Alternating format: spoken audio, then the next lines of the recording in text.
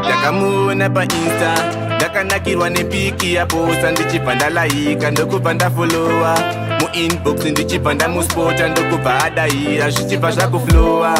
Taigara tichisasa everyday, akanditi anogara kupindura. Ndikamuti can you be my bae?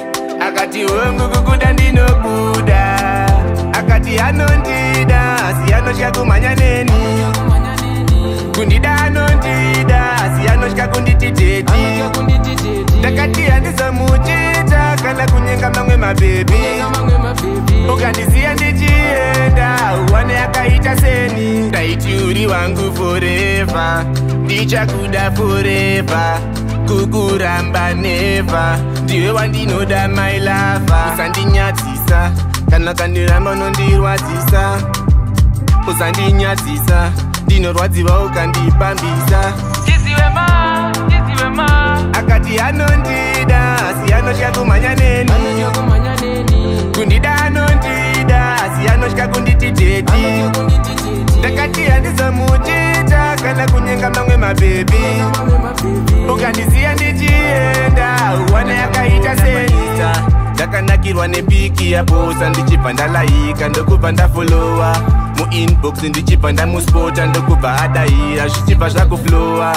Taigara tichisasa everyday, akanditi anogara kupindura. Ndikamuti can you be my bae? Akati hongu kukuda ndinokuda. Akati anondida asi anotya kumhanya neni. Kundida anondida asi anotya kunditi dedi. Ndakati handizomuchita kana kunyenga mamwe mabhebi.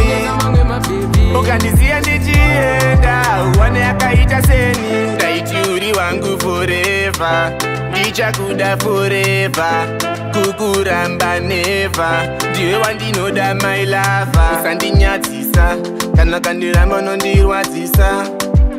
Usandinyadzisa ndinorwadziwa ukandipambisa. Teezy wema. Akati anondida asi anotya kumhanya neni.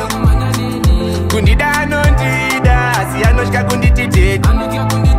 Ndakati handizomuchita kana kunyenga mamwe mabhebi. Ukandisiya ndichienda uwane akaita seni.